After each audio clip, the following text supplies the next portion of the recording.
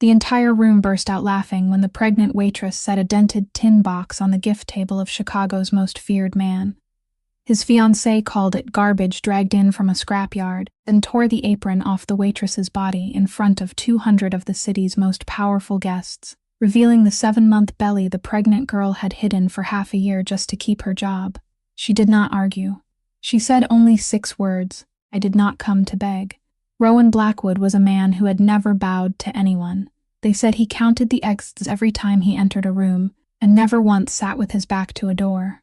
But that night, when he knelt to pick the tin box up off the marble floor, an old scent rose from it: licorice. The same scent he had last breathed at 19 years old, dying on the floor of a warehouse by the lake, while a night shift cleaning woman hid him for 11 days and pulled him back from the edge of his own grave. For 15 years, he never knew her name. That very night, he opened that box. Inside lay a cracked leather notebook, a brass key, and 11 pages written by a woman who had died 3 years earlier in her daughter's arms, in the falling snow, exactly 2 blocks from the hospital gate.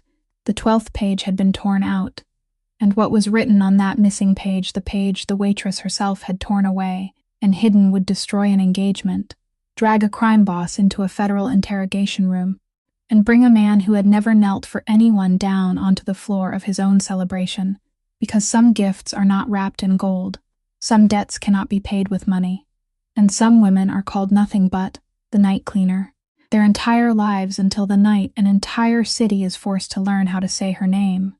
If this story touched something in you, leave a like, share it with the person who once lifted you up when you had nothing to give back, and subscribe to our channel, because kindness deserves to be remembered far longer than money ever will. 11 o'clock at night, the 41st floor of Kingsley Tower, and Delia Rook had passed table 32 for the 9th time that night. The silver tray in her hand was heavy with 4 glasses of wine and 1 untouched plate of oysters, the very thing the guest at table 17 had ordered and then changed his mind about. She didn't ask again. She simply turned, kept the tray level with her waist, and walked with the steady rhythm of someone who had learned that moving too fast would send the wine lapping against the rims of the glasses, while moving too slowly would make people notice. The synthetic leather shoes she had bought at a second-hand shop on Halsted Street had cracked at the left toe since last month. She had taped the inside with black tape, pressing it from the bottom upward so the patch wouldn't show when she walked. Her feet had begun swelling around 9 o'clock in the evening, and by now every step was a dull ache running all the way up her calves. She set the tray down on the bar, pushed the plate of oysters into the service return slot, then glanced quickly toward the wine storage door. No one was looking. She slipped inside, pulled the door nearly shut until only a narrow gap remained, and crouched down between 2 shelves of bottles. In the dim darkness, the smell of cork and damp oak settled over her. She closed her eyes. She counted. 40 seconds. No more. That was the number she had set for herself since summer. 40 seconds was enough for the pain in her feet to ease a little, enough for her breathing to return to normal, and not long enough for anyone to realize she had disappeared from the floor. She had tried 50 seconds once, back in September, and when she stepped out, the shift manager was standing at the bar, looking around with the expression of someone counting employees. Since then, she never counted past 40, 38, 39, 40.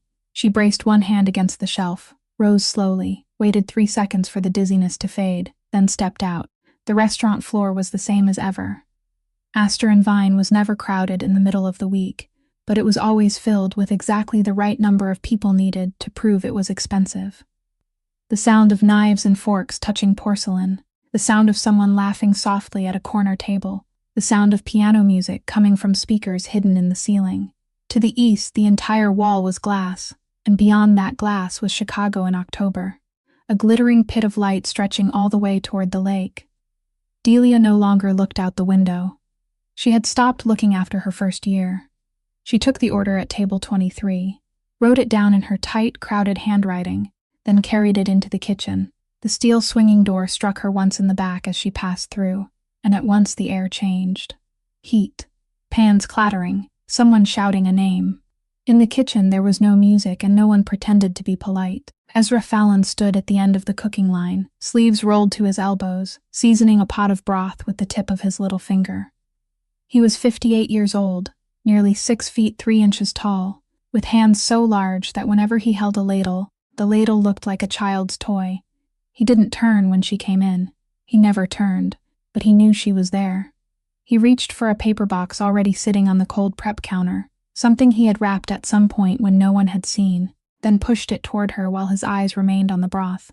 Eat, Delia stood still. Ezra, it's not for you. He dipped the ladle in and stirred twice. I made too much. Throwing it away would be a waste. She looked at the box. It was still warm. He had wrapped an extra layer of paper towel around the bottom to keep the heat from escaping, the same way he had been doing for 4 months now, ever since one evening in June that neither of them ever mentioned. He hadn't asked her a single question that night. He had only looked her over once, from head to toe, then turned away and started cooking more. Can I eat in the changing room? She said. Where you eat is your business. He still didn't turn around. But don't let it get cold. Cold, it loses the taste. Delia picked up the paper box. It was heavier than she had expected. She walked down the staff hallway, opened the changing room door, and stood for a moment before the long mirror mounted on the metal locker.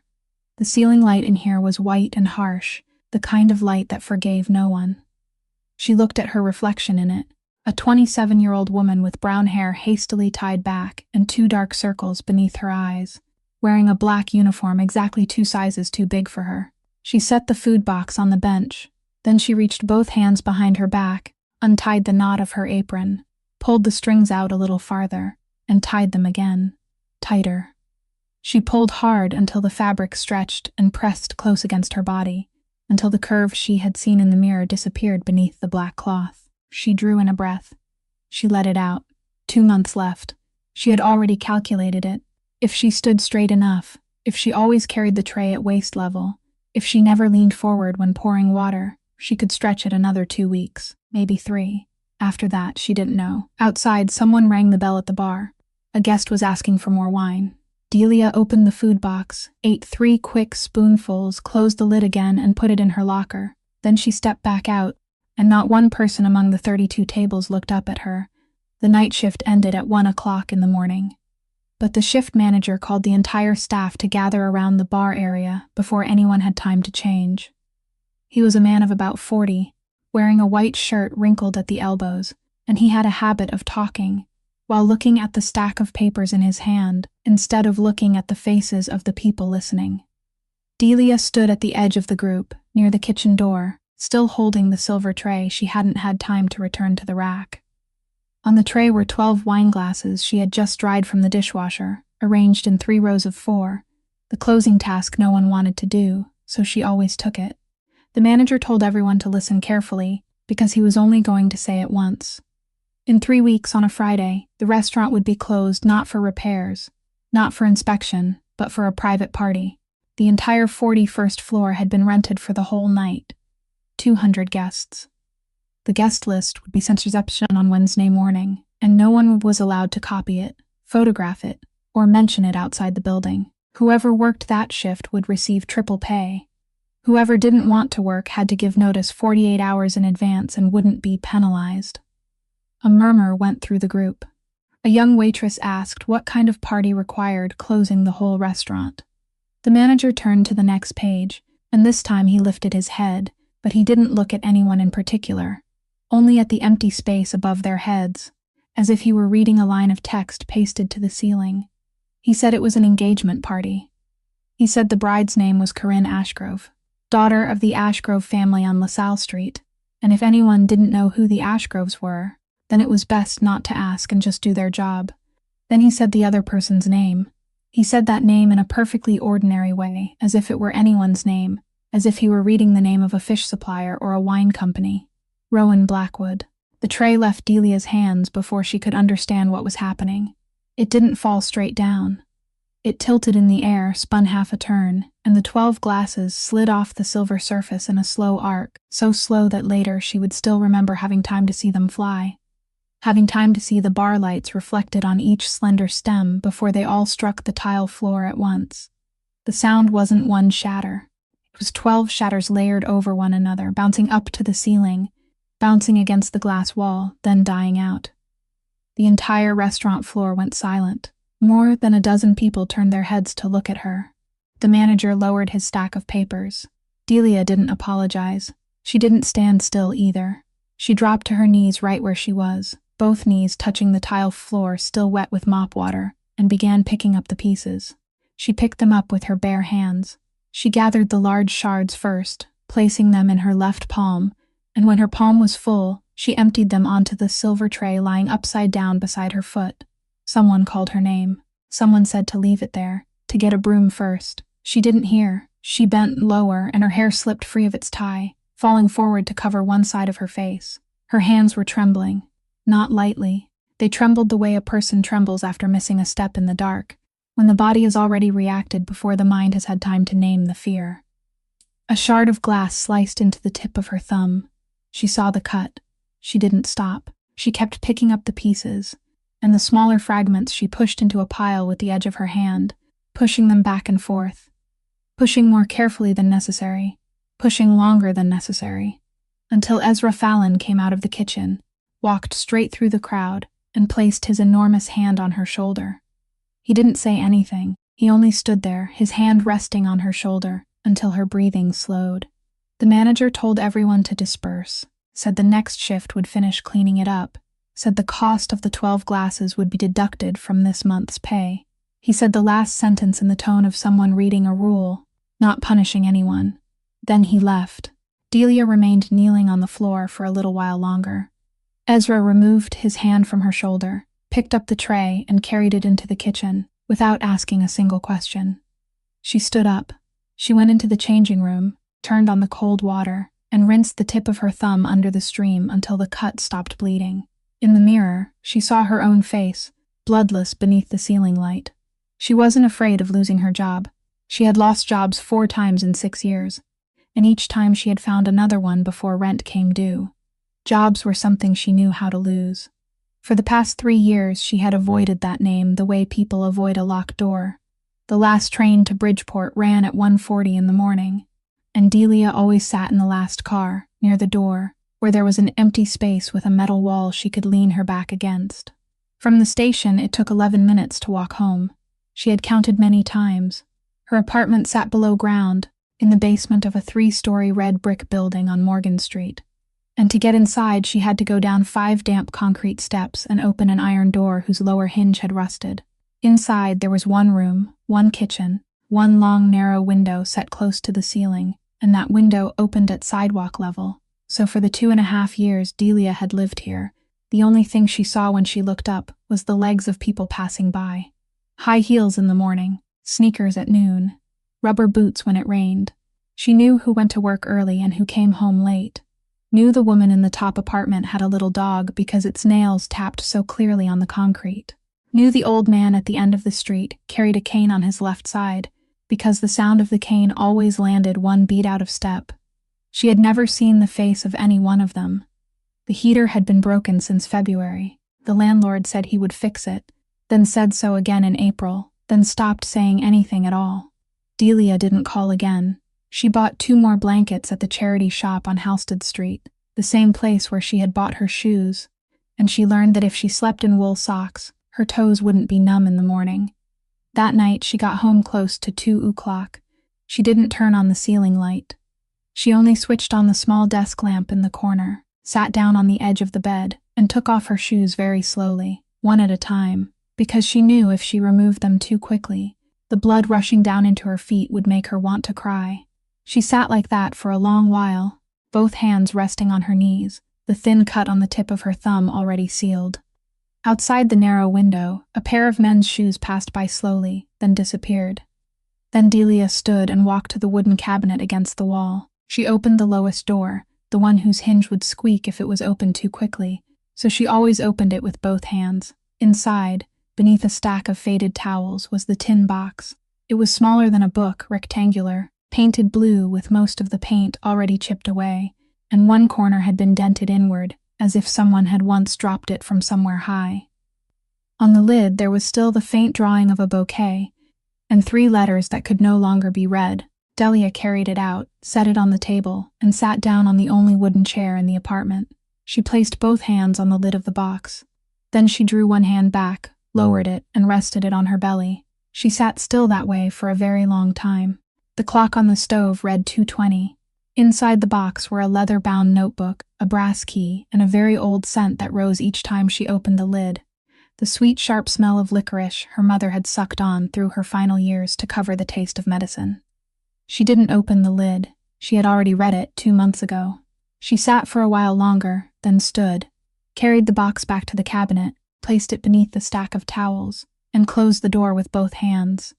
She lay down on the bed without changing clothes.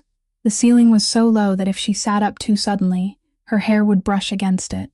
She lay on her back, looked upward, and thought about the name the manager had read out in the middle of the restaurant as if it carried no weight at all. She thought about 200 guests.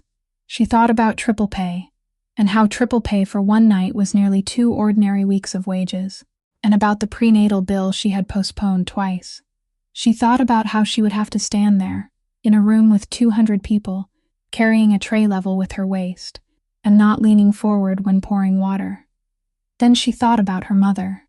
That woman had spoken that name exactly once in her life, on a November night, and Delia had spent the next 3 years never saying it aloud.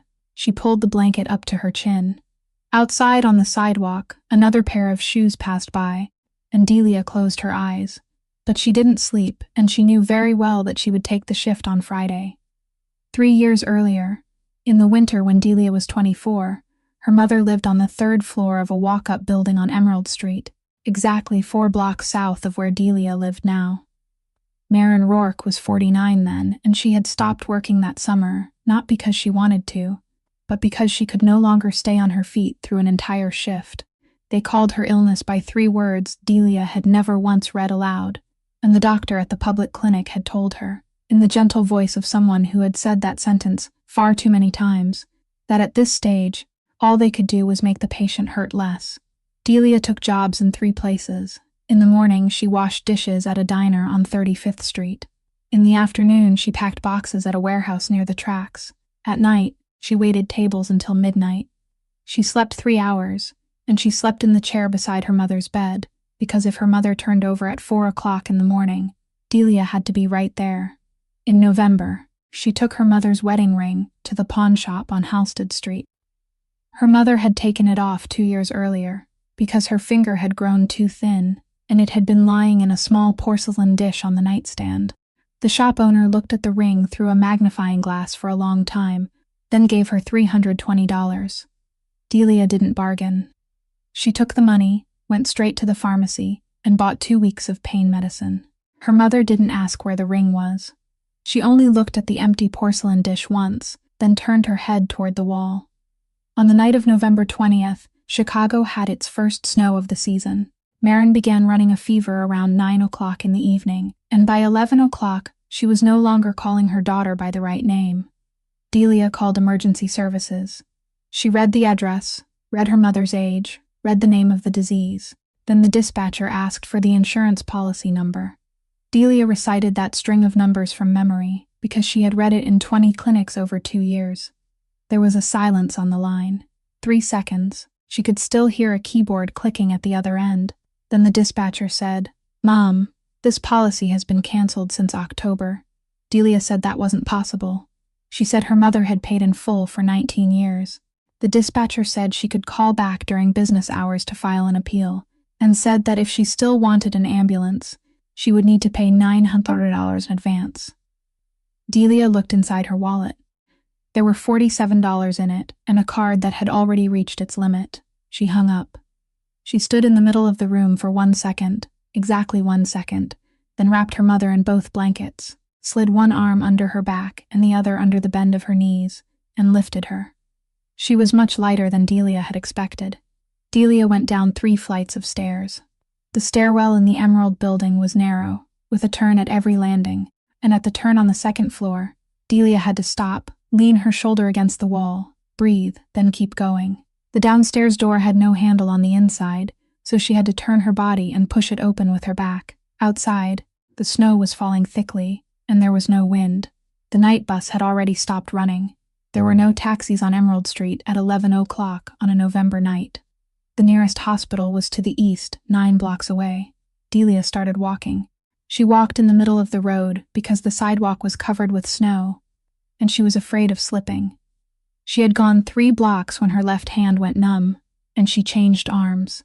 She went another 2 blocks before her mother began to tremble, and Delia bent down, pressed her cheek to her mother's forehead, and spoke to her in the voice people use with a child, telling her they were almost there, that it was only a little farther. At the 7th block, Maren Rourke opened her eyes. She looked up, and this time she truly saw her daughter. She said Delia's name. Then she said, in a voice so small that Delia had to stop completely in the middle of the road and bend close to hear it, that if you meet a man named Blackwood, give him the box. Delia asked who. She asked a second time, then a third. Her mother didn't answer. Snow fell onto her face and didn't melt. Delia stood in the middle of the road, beneath a street lamp, exactly 2 blocks from the hospital gate, and she was still holding her mother in her arms when she understood that Maren was no longer breathing. She didn't put her down. She walked those last 2 blocks. The guard at the emergency entrance saw her from a distance and ran out, and when he took Maren from her arms, only then did Delia realize she had walked through the snow without any outdoor shoes on, wearing only the wool socks she wore every night when she slept in the chair beside her mother's bed, 1 floor above the restaurant, on the 42nd floor of Kingsley Tower. There was a room with no name on the building map and no number on the door. It wasn't used for meetings. It had no long table, no projector screen, no photographs on the walls. Inside the room there was only a dark wooden desk set slightly off toward the eastern wall, 2 chairs, a clock hanging in the middle of the wall opposite the doorway, and a low cabinet with a pitcher of water and 2 glass tumblers turned upside down. Bram Kessler had been sitting in that room for 40 minutes before the door opened. He sat in the chair with its back to the door, not because anyone had told him to sit there, but because the other chair had already been pulled out, turned slightly at an angle, facing directly toward the entrance. He was 51 years old, had worked for Blackwood Group for 9 years, and in those 9 years he had learned that no chair in this room was ever truly his. His 2 hands rested on his thighs, palms turned upward, and he didn't move them for the entire 40 minutes. When the door opened, Rowan Blackwood stepped inside and paused for exactly 1 beat on the threshold. In that moment, his eyes moved across the room in a sweep so quick that anyone not paying attention would have thought he was looking for the light switch. He counted. 1 man seated. 2 exits, one the door he had just come through, the other the narrow door leading to the fire stairs in the left corner. No one standing behind the column. Windows locked. He recorded all of it in the amount of time an ordinary person would use to clear his throat, then walked forward, pulled out the chair that had been turned at an angle, and sat down across from Bram Kessler. Back straight, face toward the door. He never sat any other way. Rowan was 34 years old. He wore a tailored charcoal gray suit, no tie, the collar of his shirt open by 1 button. His hair was black and cut close, and he had the way of sitting that belonged to a man who had done manual labor for years before putting on fabric this expensive. His left wrist was bare. He wore no watch, no bracelet, nothing at all, and on that wrist there was a strip of skin paler than the rest. A mark 15 years of sunlight hadn't erased, the trace of a watch he had taken off at 19 and sold in a pawn shop near the harbor in exchange for medicine. He didn't say anything for the first 30 seconds. He stood, went to the low cabinet, filled a glass with water, came back and set it on the tabletop in front of Bram Kessler. He nudged it another 2 centimeters forward with the tip of his index finger. "Drink," he said. "Your throat's dry." Bram Kessler looked at the glass. Then he picked it up with both hands, because one hand was trembling too badly, and drank 3 swallows. A little water spilled at the corner of his mouth. He set the glass down and began saying that he could explain, that there had been a delayed payment on the transport side, that his daughter had needed surgery back in August, and the insurance had covered only part of it, that he had meant to pay it back before the end of the quarter. Rowan raised 1 finger, only 1 finger. Bram Kessler stopped in the middle of his sentence. Rowan turned his head, looked at the clock hanging on the wall opposite them, and spoke in a voice so low that Bram had to lean forward to hear it clearly. 30 seconds, he said. "Say the number. Don't say the reason." The second hand began to move. Bram Kessler opened his mouth. He said 1 number, then stopped, then said there was actually another amount from June. Then he talked about his daughter again, and he said he hadn't taken a penny from anyone in 9 years, and he began giving a second number. But between those two numbers he wedged in a promise, and then he mentioned his wife, and he said she knew absolutely nothing, that she even thought he had gotten a raise. Rowan didn't look at him. He looked at the clock. The second hand passed the mark for 2. Passed the mark for 3. Bram Kessler spoke faster, and the faster he spoke, the fewer numbers there were, and by the 28th second, all he was saying again and again was the same sentence: "Please give me more time." The second hand touched the mark for 6. Rowan turned his head back. He looked at Bram Kessler for exactly 1 second. Then he lifted his eyes toward the door and gave a very slight nod, the kind of nod made by a man who has just confirmed that dinner is ready. The door opened. 2 men stepped in. The door closed. 7 minutes later, Rowan Blackwood stood alone in the room. He buttoned his suit jacket again, straightened the left sleeve, and looked down at the glass of water still 2/3 full on the table. He stood there for a while. Then he said, without looking at anyone, speaking to the empty chair across from him, in the calm voice of someone instructing a secretary to send a letter, "Give his wife the money. She doesn't know anything." Deacon Rule waited in the hallway until the door opened for the second time. Then he stepped inside without knocking. He was 33 years old, wearing a dark blue suit without a single crease, and he carried a thin file folder tucked under his left arm. Always his left arm, because his right hand had to remain free. He didn't look at the glass of water on the table. He didn't look at the empty chair. He had worked for Rowan Blackwood for 6 years, and in those 6 years, he had learned that whatever remained in a room after Rowan walked out of it was none of his business. He placed the file on the tabletop, opened it, and began reading the schedule in the flat, dry voice of a man reading the weather report. Tuesday, the meeting with the Port Management Board at Pier Number 7 had been moved to 10 o'clock in the morning. Wednesday, the internal audit of the freight fund, and he said this sentence without putting emphasis on a single word. Thursday, 2 people from the licensing committee would arrive, and they wanted to see the paperwork for the cold storage warehouse on the south side. Rowan listened, one hand resting on the table, his index finger tapping twice before going still. He didn't ask anything. Deacon turned to the last page and stopped. He straightened. "Ashgrove hasn't signed," he said. Rowan didn't raise his head. "Hasn't signed what?" "All of it. The equity transfer, the shareholder agreement, the appendix on Pier Number 9. His lawyer sent everything back last night, without changing a word, without objecting to a single clause. He just didn't sign." Rowan looked up. Deacon continued, and he spoke a little more slowly, because he knew this part wouldn't be easy to hear. He sent back 1 sentence through his secretary. He said his pen will work very well after his daughter has a ring on her hand. The room went silent.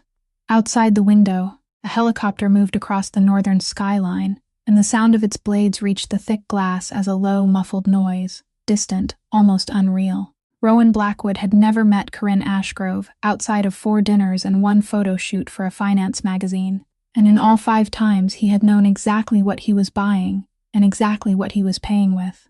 3 seconds passed.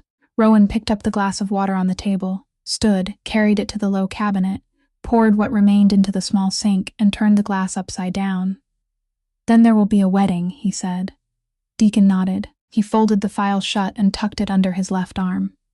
"Miss Ashgrove has reserved the 41st floor for the engagement party," he said. "Next Friday. 200 guests. She wants the press standing in the hallway instead of outside the gate." Rowan didn't turn around. "Let them stand in the hallway, and the guest list. She'll handle it herself." Deacon stopped at the door. He looked at the back of the man standing in front of the low cabinet, and he meant to say one more thing, something about Hollis Ashgrove, never asking for anything without already having a reason, a sentence he had been thinking about since last night, when he read the message from the secretary. But he didn't say it. He opened the door and stepped out. The private elevator for the 42nd floor took 52 seconds to descend. Deacon stood in the middle of the elevator car, beneath white light reflected on 4 polished metal walls, and watched the numbers on the digital panel fall. At the 31st floor, he took a phone from the inner pocket of his jacket. It wasn't the phone he used to call Rowan. It was smaller, older, and in its contacts there was only 1 number, with no name, no photograph. Only 11 digits he had memorized 2 years ago and had never once dialed. He opened the message window. He typed. He typed slowly with one thumb, and halfway through he stopped once to delete 3 words and write them again. By the 17th floor, he had finished. Deacon stood there, in the middle of the elevator car, and looked at the screen. He looked at it for a very long time. The floor indicator dropped to 12, to 9, to 6. His thumb rested on the send key and didn't press down.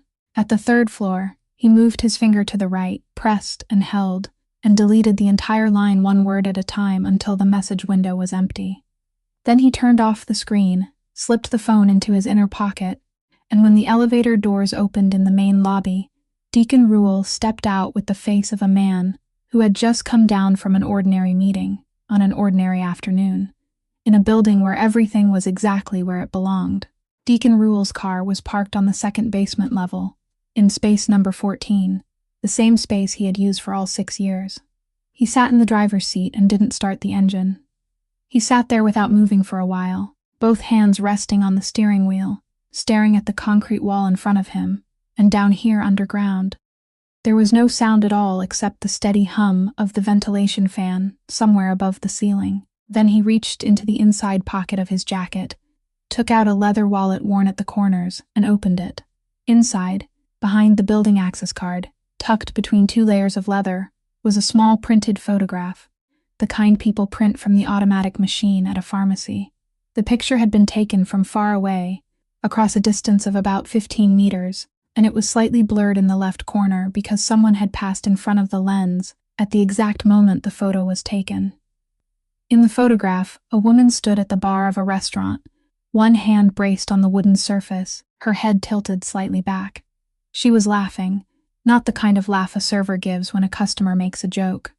It was the laugh of someone who had just heard something truly funny, and her whole face had opened because of it. Deacon looked at the photograph for a long time. Then he turned it over. There was no writing on the back. He had taken it in March, from his seat at table 29, the only time he had dared set foot inside that restaurant, and he had stood up and left before she had the chance to turn back toward his table. 2 years earlier in a coffee shop on Morgan Street. Exactly 30 steps from her basement apartment, he had sat down in the chair across from her, because it was the only empty chair in the place.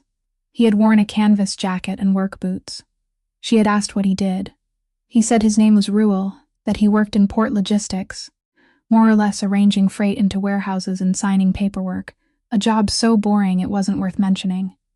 She laughed and said she carried trays, which was just as boring. For the next 7 months, he never once wore a suit in front of her. He parked his car 2 blocks away from her building. He took off his watch before ringing her doorbell. On a November night, on a wet sidewalk after the rain, he went down on one knee between 2 puddles and asked her a question, and she stood there with her hand over her mouth, then nodded. He didn't buy a ring. He said he would buy one the next month. Then spring came. 3 days after she told him she was pregnant, Deacon came to that basement apartment at 7 o'clock in the evening, and he didn't sit down. He stood in the middle of the room, beneath the low ceiling, and placed a thick envelope on the table. She looked at it. She asked what it was. He said it was money, and said she should leave Chicago, go south, go anywhere, and not tell anyone her new address. She asked again. He didn't answer. She pushed the envelope back toward him, pushing it with 2 fingers, slowly, until it touched the edge of the table on the other side. She said, "I'm keeping the baby." He stood motionless for a long time. Then he lifted a hand to adjust his collar, a gesture he made whenever he needed 1 second to swallow down something, and he said in a flat voice she had never heard him use before, "Then don't let me see you again. You don't understand who I work for." He turned and walked out. He didn't look back. And for the past 5 months, he didn't once ring that apartment bell, didn't once pass through Morgan Street, didn't once let his car park within a 4-block radius of where she lived. Deacon folded the wallet shut. He slipped it into the inside pocket of his jacket, the same pocket that held the small phone with the 11 nameless digits. Then he started the engine. Leaving the basement, his car merged into traffic on Wacker Drive during rush hour, and the October sky over Chicago darkened very quickly, a little earlier each day, until the windows of the high-rises began lighting up in scattered patches, like an unfinished chessboard. Red light at the Wells Street intersection. Deacon stopped the car. He looked straight ahead. In his mind was a sentence he had heard less than an hour ago. A very short sentence, only 4 words, spoken by the very man he served in a room with no number on the door. Then there will be a wedding. The light turned green. The person behind him honked. Deacon Rule placed his hand on the gear shift, and in that moment he calculated very quickly, very precisely, exactly the way he had done for all 6 years, that the engagement party would be held on the 41st floor of Kingsley Tower, that the 41st floor of Kingsley Tower was Astor and Vine, and that Astor and Vine was the very restaurant where the woman in that photograph would have to stand for that entire night, carrying trays level with her waist, among 200 people. It happened on a Thursday afternoon, a week after the announcement, during the shift change. Delia had been on her feet since 10 o'clock that morning because she had taken an extra lunch shift to make up for the 12 glasses, and she hadn't eaten anything since a piece of bread at 7. She was carrying a bin of clean napkins from the storage room at the end of the staff hallway back to the prep room, the plastic bin rising as high as her chest, and she held it with both arms pressed against her body, walking along the wall because the hallway was narrow, and there was one spot where the floor tile had come loose, a place she always remembered to avoid. She had gone about 10 steps when everything in front of her began to darken from the edges inward, not going completely black, but filling with a gray shadow like rising water, and at the same time her ears filled with one long, high-ringing sound. She stopped. She put a hand against the wall. She thought very clearly that she only needed to stand still for 10 seconds and it would pass, because it had passed that way 4 times before. But this time it didn't pass. The plastic bin slipped from her hands and tipped sideways onto the floor, and dozens of white napkins burst out, spreading across the gray tile, and Delia slid down the wall to the floor, her knees folding first, then her shoulder touching the wall, then her whole body lying there on its side, one cheek pressed against the cold tile among the white napkins. The kitchen door flew open at the far end of the hallway. Ezra Fallon ran toward her. He ran heavily, the way a 58-year-old man, nearly 6'3", and unused to running for 15 years would run, and he dropped the towel draped over his shoulder along the way, without noticing. He knelt beside her. He didn't shake her. He slipped his large hand under the back of her neck, lifted her head a few centimeters off the tile, and called her name twice, his voice not loud, not panicked, only the voice of someone waking another person in the morning. Delia, Delia. He raised his other hand, turned her wrist over, and searched for her pulse with 3 fingers, and he found it. He breathed out. He took off the kitchen jacket he was wearing, folded it in half, and placed it beneath her head. He didn't call anyone. He didn't shout for help. He only crouched there, one hand holding her shoulder so she wouldn't roll onto her back, and he looked toward the end of the hallway, where a door led out to the elevator lobby for the office floors above. That door opened. A man stepped through. He wore a charcoal gray suit, no tie, the collar of his shirt open by one button, and he walked with the steady rhythm of a man who knew exactly how many minutes he had left. There was nothing in his hands. His left wrist wore nothing. He came forward, and when he was about 4 steps away, he looked down. He saw a woman lying on her side on the tile among the white napkins. He saw a silver-haired man kneeling beside her, one hand supporting the back of her neck. He saw the plastic bin tipped over, the kitchen jacket folded in half beneath her head, and that woman's hand loosely curled, her thumb marked with a thin cut that had sealed over a few days earlier. He saw all of it in the amount of time an ordinary person would use to blink twice. Then he stepped past. He didn't stop. He didn't slow down. His heels struck evenly against the tile, passing the place where Delia lay, passing 2 white napkins lying directly in his path, and he stepped exactly 1 pace to the left to avoid trampling them, the sidestep of someone avoiding a puddle on the sidewalk. Ezra Fallon lifted his head. He watched the back of that charcoal gray jacket. He said nothing. At the end of the hallway, the man stopped in front of the elevator doors and pressed the button. He stood there with his back turned, both hands hanging at his sides, and he didn't look back once. The elevator doors opened. Rowan Blackwood stepped inside, turned, and pressed a number on the control panel. For 3 seconds before the doors closed, he stood looking straight out into the hallway, looking toward the 2 people at the other end, and his face didn't change. The elevator doors shut. On Friday night, the 41st floor of Kingsley Tower was no longer a restaurant. All 32 dining tables had been removed and replaced with tall round tables without chairs, and in the center of the floor, beneath the ceiling, 3 crystal chandeliers had been lowered 1 meter below their usual height, so their light would settle over people's heads instead of scattering upward across the ceiling. A string quartet sat in the northeast corner, facing into the room, their backs to the glass wall overlooking the lake.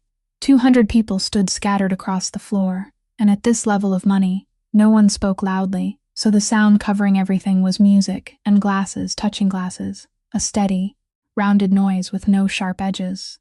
At 15 minutes to 9, the main door opened. The string quartet was playing the 11th measure of a piece no one was listening to. The first violinist looked up. Only one very quick glance, no more than half a second, but his bow touched the string a quarter beat too early, and all 4 musicians had to draw out the next note a little longer to catch up with one another. None of the 200 guests noticed. But the quartet knew, and for the remaining 2 hours of that night, they played noticeably softer. Rowan Blackwood paused for one beat on the threshold. His eyes swept across the room, that gaze moving from left to right, stopping at the western emergency exit, stopping at the southern kitchen door, stopping at 2 men in suits standing near the windows whose faces he didn't recognize. Then he stepped inside. At a round table near the walkway, 3 men were standing with their hips resting against the tall stools. As Rowan passed, all 3 straightened at the same time. No one called his name. No one greeted him. They only stood upright, as if an invisible string ran from their shoulders to the ceiling, and someone had just pulled it. One of the 3 was still holding a glass of wine, and he lowered it to the tabletop without finishing it. In the hallway behind them, where the reporters were allowed to stand, a young man managed to slip half his body through the doorway and raise his camera. He aimed the lens at Rowan, his index finger resting on the shutter. Rowan didn't stop. He only turned his head, and he looked straight into that lens, looked at it for exactly 2 seconds, without glaring, without frowning, without making any gesture that could be captured as a photograph with meaning. The reporter lowered the camera. He stepped back into the hallway, and he didn't raise it a second time for the rest of the night. In the middle of the room, Corinne Ashgrove turned around. She was 31 years old, with platinum hair cut to shoulder length, and she stood in the position from which anyone entering through the main door would have to see her first, a spot she had chosen at 3 o'clock that afternoon when she came to inspect the floor.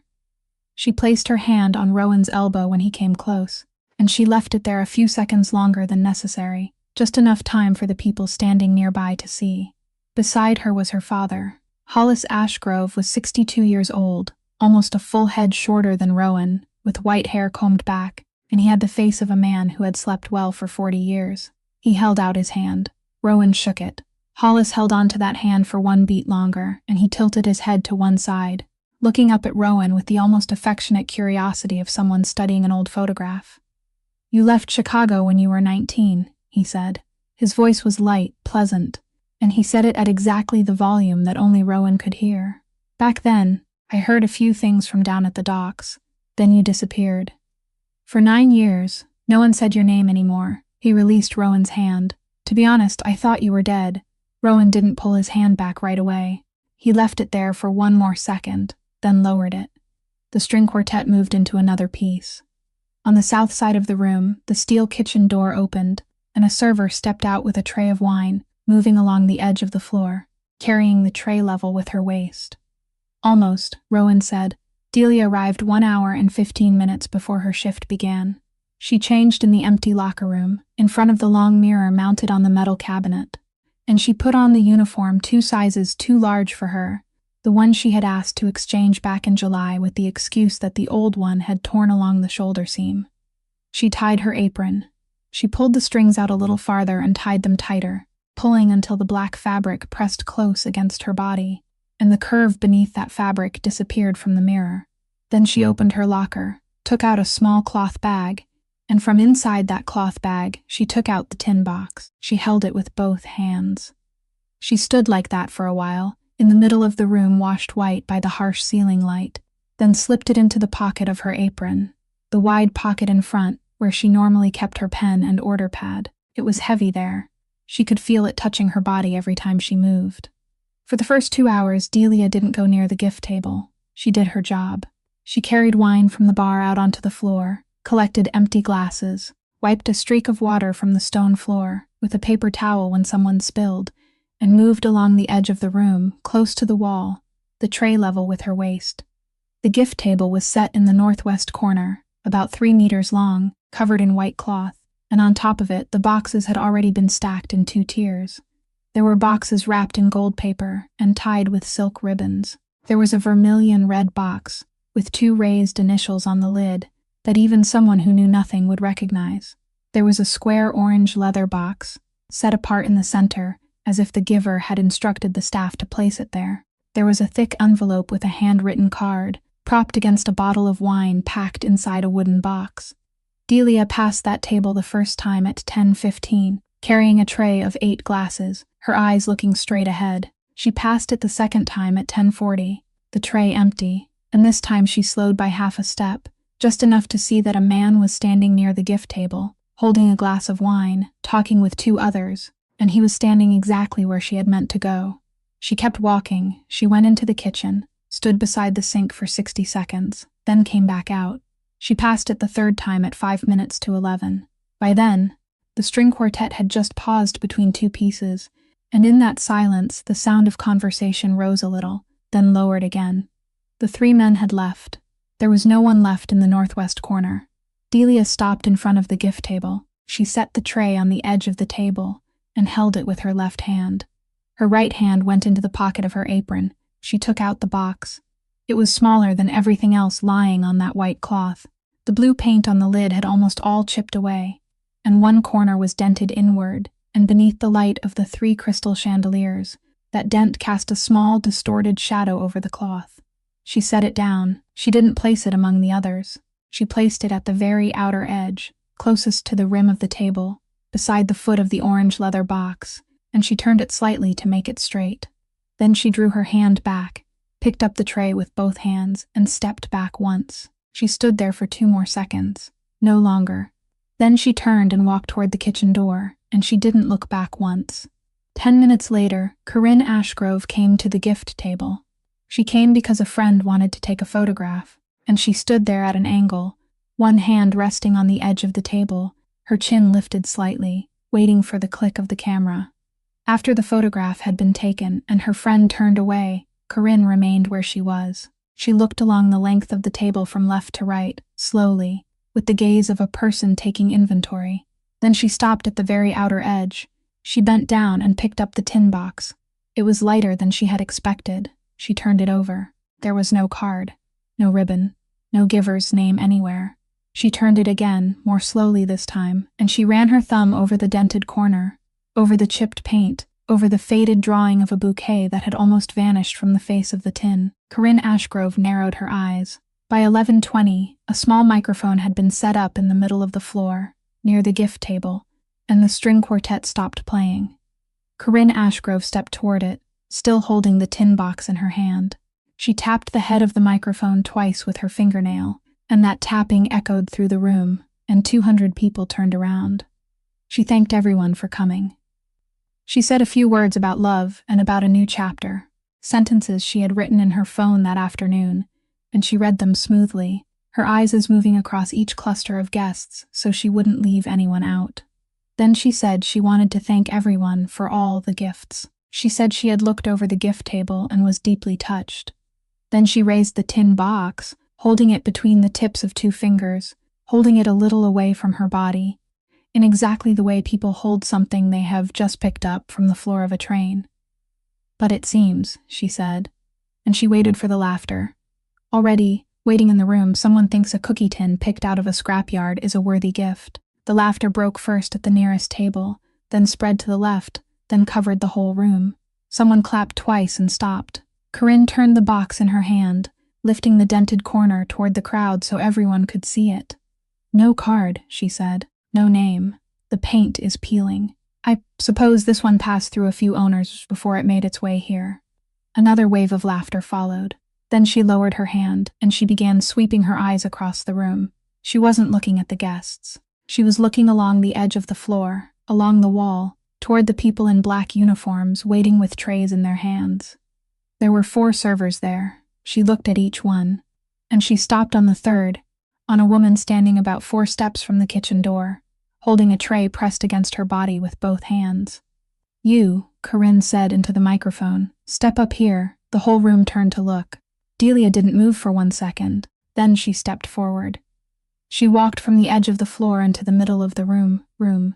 Through the open space 200 people had shifted aside to give her, and she still held the tray in front of her chest with both hands, because she didn't know where to put it and no one had told her.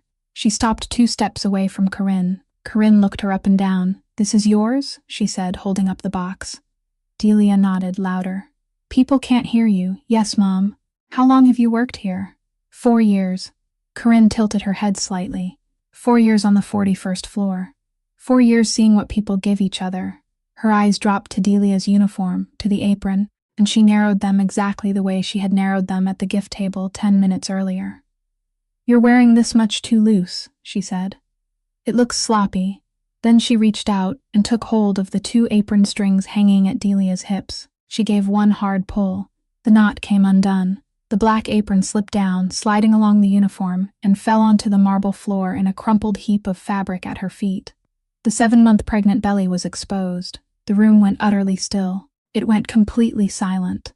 Silent in the way 200 people can only become silent, when all of them understand something in the same moment. And that silence lasted about 3 seconds before breaking into a swell of sound, rising from every side. A sound that held laughter, that held someone drawing in a breath. Somewhere behind them, a glass came down too hard on a tabletop. Delia didn't bend down to pick up the apron. She stood straight, both hands still holding the tray in front of her chest, and she didn't raise a hand to cover herself. From the pocket of the apron lying on the floor, a piece of paper had slipped out. It was small, folded into quarters, so wrinkled that the creases had worn white. Corinne bent down and picked it up. She opened it with one hand, glanced over it, then laughed and brought it close to the microphone. "Ah," she said, "a list." She read aloud and her voice rang through the room, every word clear. Marin, Ada, June, Nell. She lowered the paper, looked at Delia and shrugged. "Have you chosen yet?" The whole room laughed. Some laughed out loud. Some only let out a breath through their noses before turning to whisper to the person beside them. Corinne released the paper. It fell to the marble floor, flipping once in the air and landed face up. The 4 names turned straight toward the ceiling, about 1 handspan from the toe of Delia's shoe. Delia looked at it. She didn't pick it up. Corinne turned back toward the microphone, and as she turned, she lifted the tin box to shoulder height, then opened her hand.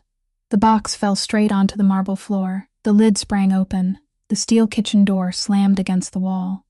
Ezra Fallon rushed out, still wearing his kitchen jacket, sleeves rolled to his elbows, and he walked straight through the open space in the middle of the floor, with the stride of a man who had already decided everything before taking his first step. He made it 4 steps. 2 guards in black suits moved out from both sides, one blocking him from the front, the other circling behind, and the man in front placed his palm against Ezra's chest. Ezra stopped. He didn't push the man's hand away. He stood there, a full head taller than both of them, and looked over their shoulders toward the center of the room, and his right hand closed and opened again. The guard said something very softly. Ezra didn't answer. He didn't take his eyes off Delia. Corinne Ashgrove hadn't turned to look at the kitchen door. She was still standing at the microphone, and she went on speaking, and her voice had changed now, had shed the playful tone from moments before, and become as clear and precise as someone reading the clauses of a contract. "I think everyone here should know something," she said into the microphone. "This restaurant doesn't hire pregnant women. That's an occupational safety rule. Standing 10 hours a shift, carrying heavy objects, working near a hot kitchen," she turned toward Delia. "You signed the health declaration back in April, didn't you?" Delia didn't answer. "You lied to keep your job," Corinne said. "You hid it for half a year. You wore a uniform twice your size. You stood here in my family's restaurant and deceived everyone. Then tonight you walked over to the gift table and put down a rusty tin box." She pointed down at the marble floor, where the tin box lay tilted with its lid sprung open. "Were you trying to beg?" she said. "Did you think that if you left something pathetic enough here tonight, someone would feel sorry for you tomorrow morning and let you stay?" Not one of the 200 people said anything. The laughter had died out without anyone noticing when. At the round table to the west, a middle-aged woman set down her glass of wine and looked down at the tabletop. Near the window, 2 men turned their backs and pretended to look at the lake. Delia Rourke stood straight. She was still holding the silver tray in front of her chest with both hands, and now everyone could see why she had been holding it there for the past few months. She didn't lower the tray. She didn't raise it either. She didn't lift a hand to cover herself. She didn't step back even once. Her face was white, but it didn't tremble. Her eyes weren't red. She looked straight at Corinne Ashgrove. And she looked that way long enough for the room to begin feeling uncomfortable. Long enough for someone to clear his throat. Long enough for Corinne, who had never had to wait for anyone to answer her in all 31 years of her life, to frown slightly. Then Delia opened her mouth. She said only 6 words. She said them in her normal voice, no louder, no softer, the same voice she used when asking guests whether they wanted more water, and because the room had gone that silent, all 200 people heard her clearly. I did not come to beg. Then she fell silent. She didn't explain. She didn't say one more word. She stood there, in the middle of the marble floor, beneath the 3 chandeliers that had been lowered by 1 meter, with the silver tray in her hands, with the apron crumpled at her feet, with a piece of paper bearing 4 names lying face up a handspan from the toe of her shoe, and with a tin box dented at one corner, lying tilted on the stone floor. Its lid sprung open, and inside that box, something still lay exactly where it had always been, untouched by anyone. 4 meters away, slightly behind, at the edge of the ring of people, Rowan Blackwood stood still. He had been standing there since Corinne stepped up to the microphone. He wasn't holding a glass. His hands hung at his sides. He wasn't looking at his fiancée. He wasn't looking at Ezra Fallon, who was being held back by 2 of his own men at the kitchen door. He wasn't looking at Hollis Ashgrove, who stood a few steps away with a very small smile at the corner of his mouth. Rowan Blackwood was looking at the woman standing in the middle of the room. He looked at the silver tray held across her chest. He looked at her 2 hands, and he saw the thin sealed cut on the tip of her right thumb, and in one very brief moment, a moment no one among the 200 people there noticed, something crossed Rowan Blackwood's face, crossed it very quickly, like the shadow of a bird passing over water, then vanished completely. Rowan Blackwood stepped out from the edge of the ring of people. He took 3 steps, and by the 3rd step, the whole room realized where he was going, and the last remaining whisper died completely. Corinne turned her head. She opened her mouth as if to say something, perhaps his name, perhaps some joke meant to draw him back toward her. She didn't have time. Rowan walked past her without looking. He went to where the tin box lay tilted on the stone floor, about 2 handspans from the toe of Delia's shoe, and stopped before it. Then he bent down. He didn't kneel. He only lowered himself halfway onto one knee, reached out, and picked up the box with both hands, one hand supporting the bottom, the other holding the lid that had sprung loose from its hinge. He did it slowly, carefully, with the care of someone lifting an egg, and when he raised it to chest height, when the tin lid lifted a little farther from the body of the box and the air inside escaped, a scent rose up. It wasn't strong. It was only a very thin thread of fragrance, sweet and sharp, the smell of a kind of candy that drugstores had stopped selling long ago. The smell that had clung to the wax paper lining inside the box through all those years, and now, beneath the light of 3 crystal chandeliers, among the smell of perfume and wine and floor polish from 200 people, found its way out. Licorice. Rowan Blackwood stood motionless. He stood motionless in that half-lowered posture, one knee not yet straightened, both hands supporting the tin box before his chest, his head slightly bowed. He didn't close his eyes. He didn't widen them either. He only stopped, completely, exactly where he stood, and for the next 2 seconds, not one muscle in his body moved, not even his chest. Behind him, Hollis Ashgrove frowned. Near the kitchen door, Ezra Fallon stopped clenching his hand. In the middle of the room, Delia Rourke remained where she was with the tray held against her chest, and she looked down at the crown of the man who was half kneeling at her feet, and she didn't understand what was happening. 15 years folded into a single breath. Rowan inhaled. He stood up. He rose slowly, left leg first, and when he had straightened, he still held the box with both hands at chest height, and he didn't look at anyone. He turned and took 3 steps toward the gift table, to the long stretch of white cloth, and he set the box down there, in an empty space between the gold paper boxes and the square orange leather box. Then he stood straight and removed the tin lid completely. He placed the lid to one side. Inside the box was a notebook. Its cover was leather, dark brown, and the surface had cracked into 3 long parallel lines, the kind of cracking that comes when leather has dried through many winters. It was small, fitting into the palm of a hand, and the paper edges inside had yellowed and were no longer even, some pages sticking out, some set farther in. A rubber band had once been wrapped around it, but it had rotted and snapped, leaving only 2 ends lying across the cover. Beside the notebook, resting in the corner of the box, was a brass key. Rowan Blackwood didn't pick up the notebook first. He reached in, lifted that key with 2 fingers, and turned it once beneath the light. The brass had darkened into a greenish-brown at the head, but at the teeth it was still bright, because the metal there had been worn down by being fitted into a lock thousands of times. He still kept that lock in the safe on the 42nd floor. He set the key down on the white cloth. He set it down very gently, and the contact between brass and the wooden tabletop beneath the cloth made a small, clean click, and in a room that's silent, dozens of the nearest people heard it. Someone whispered, asking what was happening. No one answered. Corinne Ashgrove stepped closer by 1 pace. She looked down at the tabletop, at the cracked leather notebook, at the tarnished key lying beside it, and she said Rowan's name once, softly, in the voice of someone trying to pull another person out of sleep. He didn't hear her. Rowan Blackwood reached into the tin box a second time, and he lifted out the notebook.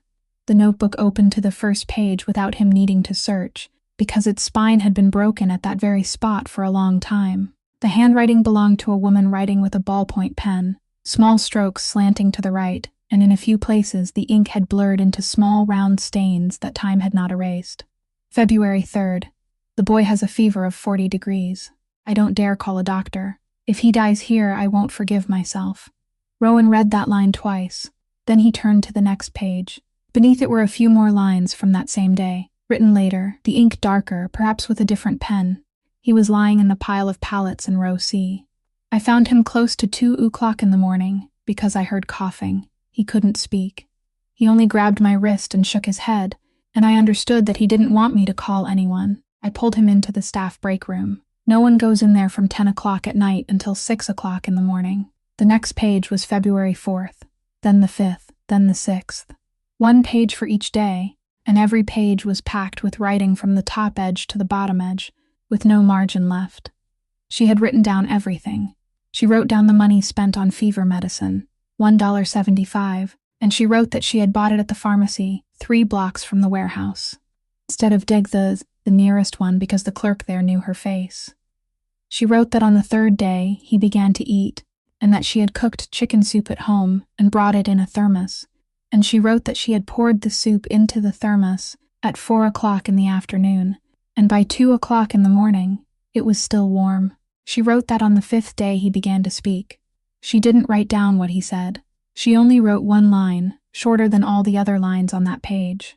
He went home and his father was no longer there. Rowan stood before the gift table, both hands holding the notebook open at chest height, and he didn't turn the page for a long while. Behind him, 200 people stood still. No one stepped closer. The 6th day, the 7th day. She wrote that he slept for 6 straight hours, and that she had sat in the corner of the break room on a plastic chair to keep watch. And she wrote that her shift ended at 5 o'clock in the morning, but she had stayed 2 more hours and told the person on duty that she had to clean the restroom again. On the 8th day, she wrote that he asked why she was doing it. She wrote that she couldn't answer, so she told him to eat. On the 9th day, she wrote that 2 men came to the warehouse asking about a boy 19 years old, and she had told them she only cleaned, that she didn't pay attention to who came and went, and after they left, she had to sit down for several minutes because her knees couldn't hold her up. On the 10th day, she wrote that he could walk around the room by himself, and that he kept standing at the window looking toward the docks, and that she had told him to stay away from the window. Then Rowan turned to the last page. February 13th. He's gone. He left at 4 o'clock in the morning, walked to the bus station. I gave him $4,000, everything I had. I'll tell my daughter her mother lost her wallet. She'll never know. She doesn't need to know. Beneath that line was a blank space of about 3 centimeters, and in that blank space she had written 1 more sentence in a thinner stroke, perhaps written at another time, perhaps many days later. I didn't ask his name. Now it's too late. Rowan Blackwood stood motionless. He read that line, and he read it again, and he ran his thumb over it once, very lightly, as if checking whether it was real. Then he turned to the next page. There was no next page. In that place there was only a torn strip of paper running along the spine of the notebook, about 1/2 centimeter wide, the torn edge uneven, some places jutting out, some places sinking in, the kind of tear made when a sheet of paper is ripped out by hand rather than cut with a blade. On that remaining strip of paper, closest to the spine, a few marks of ink still clung there. Half of some letter, a punctuation mark. Nothing could be read. Rowan stared at that torn edge for a long time. After that, he kept turning.